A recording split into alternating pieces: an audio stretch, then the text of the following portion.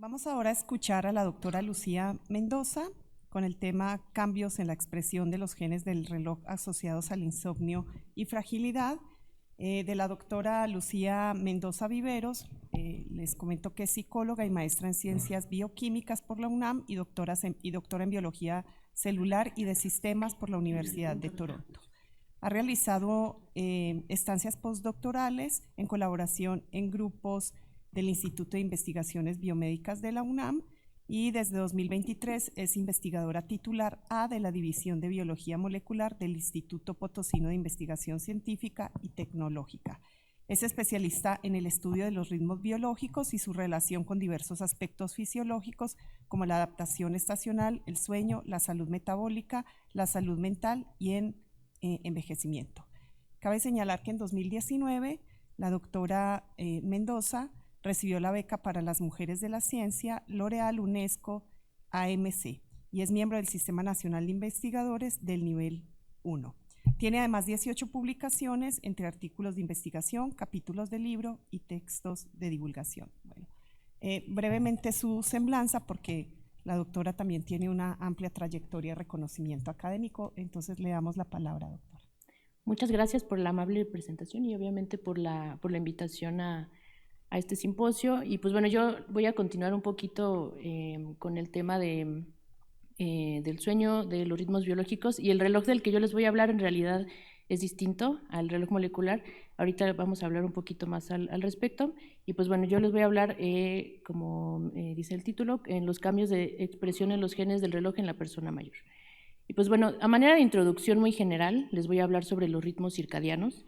Los ritmos circadianos son una adaptación que desarrollamos, por haber evolucionado en un ambiente cíclico. Aquí les pongo una animación de un planeta de nuestro planeta Tierra, que está rotando, y esto, como sabemos, nos van a dar variaciones a lo largo del día y la noche.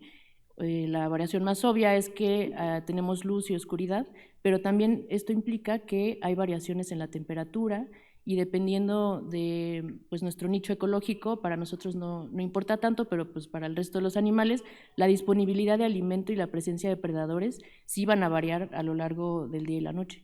Entonces, los organismos evolucionaron para generar los ritmos circadianos. La palabra circadiano tiene su raíz en dos palabras en el latín: la palabra circa, que significa aproximadamente, y la palabra diem, que significa día. Entonces son los ritmos que duran aproximadamente 24 horas. Estos ritmos tienen algunas características muy importantes. Una de ellas es que son endógenos.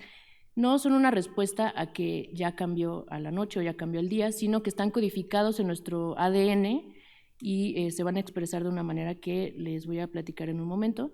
También que son especies específicos. La manera en la que se expresan depende de nuestras necesidades como especie. Para nosotros que somos animales diurnos, pues nos van a preparar para tener cierto funcionamiento en el día y cierto en la noche, pero para los animales que son nocturnos, pensemos en un búho o en un murciélago, pues van a hacer al revés, ¿no? Ellos necesitan estar despiertos en la noche y dormidos en el día. Y como les mencionaba, como son endógenos, su función se hipotetiza que es anticipar los cambios del ambiente, preparar a nuestro organismo para esos cambios. Y algo muy importante es que a pesar de que son endógenos, es decir, son automáticos en nuestro organismo, no nos damos cuenta de que están sucediendo, pues son adaptables a diferentes cambios que pueda haber en el ambiente, ¿no? Son susceptibles de ser sincronizados. Y pues bueno, estos ritmos, voy a enfocarme ahora en los mamíferos y en particular en nosotros los humanos, van a generar otros ritmos en prácticamente todos los procesos fisiológicos y conductuales, ¿no? de nuestra vida diaria, la fisiología, la conducta y el metabolismo. Entonces aquí pongo algunos ejemplos de algunas cosas que varían a lo largo del día que, si nos ponemos a pensar, pues tienen mucho sentido. Por ejemplo, empezando aquí muy temprano en la mañana, tenemos la secreción de cortisol, que es esta hormona que se conoce como la hormona del estrés, pero también tiene algunos efectos positivos. En este caso, esta secreción se produce gracias a este ritmo, a nuestro sistema circadiano, y no es a que esté ocurriendo algo estresante en nuestra vida, simplemente se libera para ayudarle a nuestros músculos y a nuestros órganos metabólicos a prepararse para el despertar y para el movimiento que va a tener que estar realizando a lo largo del día. A las 10 de la mañana, en general, se produce un pico, es decir, la mejor ejecución en nuestra atención. Entonces, ahorita estamos cerca de ese momento. A las 5 de la tarde se produce el pico en la fuerza muscular. A las 6 de la tarde un pico en los niveles de lípidos que están circulando en nuestra sangre, a las 7 de la noche un pico en la temperatura y en la presión arterial, y como mencionaba la doctora Nadia hace rato, en la noche se produce y se secreta esta hormona que es la melatonina, la hormona de la oscuridad se le llama, y que nos ayuda justamente a preparar a nuestro organismo y a nuestro cerebro para descansar. Y pues bueno, ya en la noche a las 2 de la mañana, si todo sale bien y si no tenemos insomnio, pues se produce el sueño más profundo, ¿no?, de toda la noche. Ok. En los mamíferos, este sistema circadiano tiene una estructura jerárquica. Esto quiere decir que en el cerebro está un reloj central que se localiza en una parte del cerebro que se llama hipotálamo y más particularmente en un núcleo, es decir, en un grupo de células de neuronas que se llama núcleo supraquiasmático. Ustedes sí han escuchado hablar del quiasma óptico, que es en donde se cruzan nuestros dos nervios ópticos en la base del cerebro. Pues justamente arriba de ese quiasma óptico se encuentra este núcleo. Aquí tenemos del lado izquierdo una imagen en un corte coronal, o sea, como si estuviéramos viendo de frente a un cerebro, por dentro obviamente, y aquí en este zoom tenemos el quiasma óptico en esta rayita blanca, y justo arriba tenemos nuestros núcleos supraquiasmáticos, que son una estructura bilateral. Y pues bueno, este núcleo supraquiasmático, que por sus siglas en inglés se llama SCN, recibe información directamente de la retina que le indica cuándo hay luz y cuándo no. Y esto le va a ayudar a sincronizar su propio ritmo a los ritmos que están sucediendo afuera en el planeta, ¿no? Entonces, básicamente, el papel del núcleo supraquiasmático es saber qué hora es, porque es nuestro reloj central, y diseminar esta información al resto de nuestro cerebro para que otros, que se le llaman relojes locales en el cerebro, también incorporen esta información de la hora del día para sus propias funciones, y ya que controlen a la fisiología y al metabolismo a través de señales neuronales y hormonales, es decir, la liberación de hormonas como las que les comentaba hace rato del cortisol. Entonces, así como hay relojes en otras partes del cerebro, también los hay en los órganos periféricos, que son sincronizados idealmente por el reloj central, pero también que pueden ser sincronizados por señales ambientales. Un ejemplo muy bonito es que se puede sincronizar a través del ayuno intermitente nuestros relojes metabólicos, como el del hígado o del estómago, dándole de comer a animales en el laboratorio o a nosotros en nuestra vida diaria a horas particulares a lo largo del día. Pues bueno, ahora sí vamos a entrar en lo que les comentaba de qué es el reloj circadiano molecular. Y pues básicamente recordemos que dentro de todas nuestras células tenemos el ADN. Este ADN contiene las instrucciones para generar y producir las proteínas que van a hacer las funciones en las células, que van a ayudarnos a realizar todas nuestras funciones corporales y fisiológicas. Entonces, dentro de este núcleo, de donde está el ADN, tenemos a unas proteínas que se llaman factores de transcripción. Estos en particular se llaman BMAL1 y CLOCK, y estos factores de transcripción lo que van a hacer es ayudar a que se sinteticen otros mensajeros de otros genes y otras proteínas, que en este caso son estos dos que se llaman periodo y criptocromo, en inglés se llaman PER y CRY. Entonces, una vez que estos mensajeros viajan al citoplasma de las células, se convierten en proteínas o traducen en proteínas y sufren algunas modificaciones que afectan su estabilidad, es decir, que tanto permanecen ahí, y después de cierto tiempo van a volver al núcleo para evitar la acción de BMAL1 y CLOCK. Esto quiere decir que van a regular su propia expresión, y cuando hay muchas de ellas mismas, pues van a regularla a la baja, y esto lo que va a resultar es en oscilaciones periódicas que más o menos duran 24 horas en la transcripción y la traducción de estas mismas proteínas y genes que se llaman genes del reloj. Y bueno, aquí les pongo, me parece que no se va a reproducir, pero bueno, esto es una imagen de un núcleo supraquiasmático que proviene de una rebanada de un ratón que produce luminescencia, es decir, luz, cuando se expresa esta proteína que se llama, que como les comentaba, periodo 2. Esta puede seguir produciéndose a pesar de que esta rebanada de cerebro ya no está dentro de un animal vivo, sino que está siendo cultivada fuera del animal, ¿no? Entonces, esto es una muestra de cómo este mecanismo se reproduce a sí mismo a lo largo del día y que no necesita de señales externas. Ahora, este mismo mecanismo no solamente sirve, este reloj circadiano molecular, para reproducirse a sí mismo, sino que también controla la expresión de, como les comentaba, cientos de genes de manera tejido específica, o sea, dependiendo del órgano del que estamos hablando. En este caso estamos viendo un mapa de calor de muestras que provienen de hígado de ratones. Entonces, cada uno de estos renglones nos está mostrando la expresión de un gen. Tenemos 1207 genes en estos ratoncitos, cuya expresión es rítmica, ¿no? O sea, que cambia a lo largo del día. Y cada una de las columnas se refiere a un punto temporal de 0 a 24 horas cada 4 horas. Entonces podemos ver que hay muchos genes que tienen un patrón de expresión que es rítmico. Y pues bueno, en este simposio no tengo que hablarles de cómo es relevante el envejecimiento poblacional y todas estas investigaciones que realizamos, puesto que para el 2050 pues, hay la proyección de que la población mayor a 65 años va a pasar de 8% hasta 16%. Aquí tenemos en esta gráfica la distribución porcentual de esta población y la proyección de cómo va a ir aumentando. Y por otro lado, como les comentaba, los ritmos circadianos pues juegan un papel muy importante en la salud, por lo cual la relevancia de estudiar el desarrollo de los ritmos circadianos y sus implicaciones en la longevidad y la salud en el envejecimiento pues aumenta, ¿no?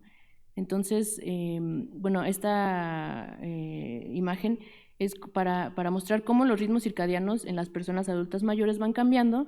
En esta tabla, bueno, esto ya se sabe desde hace muchos años. Se muestra la temperatura corporal, que es una de las maneras de cómo se manifiestan estos ritmos circadianos en nuestra fisiología. Aquí lo que hicieron fue comparar entre personas jóvenes y personas adultas mayores y vieron que el pico de temperatura se produce más tarde en las personas jóvenes que en las personas adultas mayores. También obviamente los horarios a los que se van a dormir y nos despertamos las personas pues es más tarde en las personas jóvenes que en las adultas mayores, y también la tendencia a ser más matutinas y más vespertinas también cambia. En este caso, las personas mayores tienden a ser más matutinas que vespertinas. Y pues bueno, aquí del lado derecho les muestro una imagen en donde se ve cómo cambian los ritmos cuando las personas envejecemos. Entonces, en el azul tenemos los ritmos. Ahí es que no alcanzo a ver, pero bueno, arriba dice de actividad locomotriz, aquí de cómo dispara este núcleo supraquiasmático, la actividad neuronal. De este lado está la temperatura, el cortisol de este lado derecho, la melatonina y la glucosa plasmática. Entonces, todos estos ritmos, como vemos en las personas jóvenes, que es las azules, pues son mucho más robustos, ¿no? Aquí la parte blanca es el día y la parte oscura es la noche. Entonces, podemos ver cómo es muy diferente los niveles en el día y en la noche, ¿no? En el caso de la melatonina, pues como les comentaba, se produce en la oscuridad, entonces en la noche es mucho mayor que en el día. Y en el caso de las personas adultas mayores, estos ritmos van a disminuir en su amplitud y en algunos casos van a cambiar en qué momento sube este pico. Entonces, por ejemplo, aquí en la glucosa vemos que el pico se produce un poco antes que en las personas jóvenes. Entonces, en general, podemos ver que las personas mayores muestran cambios en varios parámetros de ritmicidad, por ejemplo, la temperatura, como les comentaba, pero también que la robustez, es decir, la amplitud de esos ritmos, va disminuyendo con la edad. Entonces, en este caso yo les voy a presentar algunos resultados de un estudio cuyo objetivo fue examinar cómo el funcionamiento del sistema circadiano en los adultos mayores se asocia a la trayectoria del envejecimiento. Esta tabla nos la presentó el día de ayer la doctora Carla Moreno, y pues ya son datos de la Corte del 2019, en donde se muestra que las personas de más de 65 años duermen menos tiempo, tienen una menor eficiencia de sueño, mayor latencia de sueño, más somnolencia diurna y, pues, importantemente, la mayor parte de ellos duermen menos de 7 horas, que es lo mínimo recomendado. También que la prevalencia del insomnio es de alrededor de 30%, lo cual es muchísimo y particularmente en las mujeres, pues es un poquito más alta. Y bueno, aquí pongo un diagrama de cómo fueron, bueno, nosotros trabajamos con datos y muestras de COSFAM del 2022 y pues esa es toda la trayectoria de la Corte hasta ese momento, en donde se contó finalmente con 749 participantes, de los cuales, bueno, ahorita les comento cómo fue la muestra que determinamos, pero bueno, nos enfocamos en 2 variables de estudio. La doctora Nadia nos habló un poquito sobre la fragilidad. Esta es una de las variables de estudio y pues bueno, los indicadores clínicos que se utilizaron fue a raíz del índice de Fried, que son 5. En ese momento se evalúan la presencia de agotamiento, la baja fuerza muscular, esto con un dinamómetro se mide la fuerza muscular normalizada por el índice de masa corporal y el sexo, también la presencia de pérdida de peso involuntaria, la baja velocidad de caminar ajustada por sexo y estatura y la baja actividad física, ¿no? Entonces, cuando la persona no reporta ninguno de estos puntos, se considera que no tiene fragilidad. Cuando tiene 1 o 2 de estos puntos, se considera que es prefrágil y de 3 a 5 puntos se considera que es frágil. La otra variable de estudio es el insomnio, para eso se utilizó la escala de insomnio de Atenas y bueno, aunque no es un diagnóstico clínico como tal, pues para eso se requiere hacer un estudio de polisomnografía, pues es la percepción de cómo es el dormir. Entonces es la percepción de dificultad para inducir sueño, despertares nocturnos, un despertar prematuro, se considera el tiempo total del sueño, cómo es este sueño, qué calidad tiene y en general en el día la sensación de bienestar, qué tal se está funcionando y si tenemos sueño durante el día. Entonces les comentaba que de esta corte de aproximadamente 750 personas se seleccionaron 83 muestras para el análisis de expresión de genes en algunas células de la sangre que ahorita les voy a comentar cuáles eran. Para seleccionarlas se utilizó la clasificación que estas personas tuvieron en la COSFAM del 2019 y en ese entonces estas personas pues, se seleccionaron con estos grupos. Las que no tenían fragilidad eran 17, las que eran prefrágiles eran 33 y las que eran frágiles eran también 33. Y lo que nos dimos cuenta es que ya para el 2022 estas personas que no tenían fragilidad pasaron de ser 17 a ser 8. Las que eran prefrágiles pasaron de ser 33 a 39 y las que eran frágiles pasaron de 33 a ser 36, ¿no? Entonces ahí vemos una trayectoria pues, desfavorable para esta pequeña corte de personas. Aquí tenemos la distribución de cómo, por sexo de los diferentes grupos. Interesantemente, no tuvimos más que una persona que no tenía fragilidad, que tenía insomnio. Entonces la mayoría se colocaron en esta barra que no tenían insomnio ni fragilidad. De los que tenían prefragilidad, estas eran las que no tenían insomnio, un poco más de 20, y son 16 las que sí tenían insomnio, mientras que las que eran frágiles, alrededor de 20 no tenían insomnio y alrededor de 15 sí lo tenían. Y importantemente podemos ver aquí que las mujeres frágiles que tenían insomnio pues eran muchas más que los hombres. Bueno, como les comentaba, los análisis que les voy a mostrar los hicimos en el reloj molecular de las células mononucleares de sangre periférica.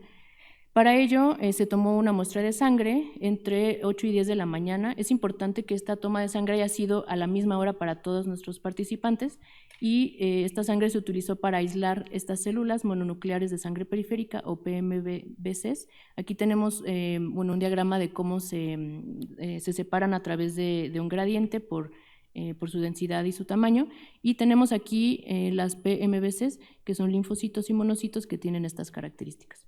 Entonces se extrajo esta fracción de la sangre total y se aisló el RNA, para ver los genes que están expresando de esta sangre, de estas células. Este tipo de análisis es utilizado comúnmente como un método no invasivo para examinar el estatus del sistema circadiano. Hay otras maneras que voy a comentar al final, pero también se pueden utilizar, por ejemplo, células de bucales, ¿no? El punto es no incomodar de más a las personas y pues que nos puedan donar un poco de su muestra para saber cómo está su sistema circadiano. Entonces, aquí finalmente llegamos a la parte de los resultados. En negro tenemos a las personas que eran robustas. Aquí les recuerdo que las personas robustas o sin fragilidad que sí tenían insomnio solamente era 1, por lo tanto lo removimos del estudio, de la comparación. Los que eran prefrágiles son los rosas. Aquí tenemos los que no tienen insomnio y los que sí tienen, y los frágiles los pongo en azul. Aquí los que no tienen insomnio y del lado derecho los que sí lo tienen. Y pues voy a ir uno por uno explicando nuestros genes del reloj. Estos genes, bueno, que se llama BMAL1, si recordarán el diagrama que les mostré al inicio, es este factor de transcripción que es absolutamente esencial para que se produzca esta ritmicidad circadiana y que es la base en todas nuestras células para que podamos adaptarnos al día y a la noche. En este gen no observamos una diferencia significativa en estas personas, independientemente de su estatus de fragilidad y de su insomnio. Otro gen que se llama reverb alfa regula la expresión de BMAL1 y tampoco observamos cambios en su expresión. Periodo 2 y 3 tampoco observamos cambios, y pues les recuerdo que son los que regulan su propia expresión gracias a este reloj molecular. Entonces, estos 4 genes no observamos diferencias. Ahora, pasando a los otros genes que estudiamos, que son CLOCK, periodo 1, criptocromo 1 y DBP, aquí lo que observamos fueron cambios debidos a la fragilidad. Entonces, en este caso podemos ver que los participantes que eran prefrágiles, independientemente de si tenían o no insomnio, tienen una menor expresión de CLOCK. Lo mismo sucede con PER1, los participantes que son frágiles, y los que tienen insomnio, tienen una disminución en la expresión de PER1. Lo mismo sucede con criptocromo 1 y con DBP. Entonces, bueno, aquí ya cerrando, lo que observamos es un efecto de la fragilidad, y quiero tomar un momento muy rápido para decir que pues nosotros esperábamos, la verdad, es que el insomnio tuviera una mayor influencia en cómo se están expresando estos genes, pero pues es realmente muy impactante que quien tiene esta influencia es la fragilidad, y lo que hace es que regula a la baja, disminuye la expresión de estos genes del reloj en un reloj periférico. Entonces no hay un efecto del insomnio significativo, pero es importante decir que solo se cuenta con un punto temporal. Sería importante tener otro tipo de mediciones, por ejemplo la temperatura, como les comentaba, o la actimetría, para saber cómo está el sistema circadiano y medirlo a lo largo del día, por varios días, para que sepamos qué efectos tiene esta fragilidad en el sistema circadiano. Y pues algo importante también que quiero hacer notar es que la buena noticia es que la fragilidad no es una condena, o sea, es algo que se puede tratar con ejercicio, con algunas intervenciones que yo les llamo de estilo de vida, o sea, que son simplemente cambiar nuestros hábitos, y pues esto puede mejorar significativamente la calidad de vida. Y pues bueno, no quiero evitar mencionar a nuestros colaboradores. Todo este trabajo, mucho de este trabajo lo realizó Citlali Ortiz, que está por graduarse de la licenciatura en biología, y pues bueno, la doctora Lorena Aguilar Arnal en biomédicas, Nadia Rivero Segura, y pues aquí los colaboradores de COSFAM, que sin ellos definitivamente no sería posible, el doctor Sergio Sánchez, Paula García Latorre y Carla Moreno. Y pues bueno, nuestras fuentes de financiamiento, y este es mi contacto por si quieren más información al respecto. Muchas gracias.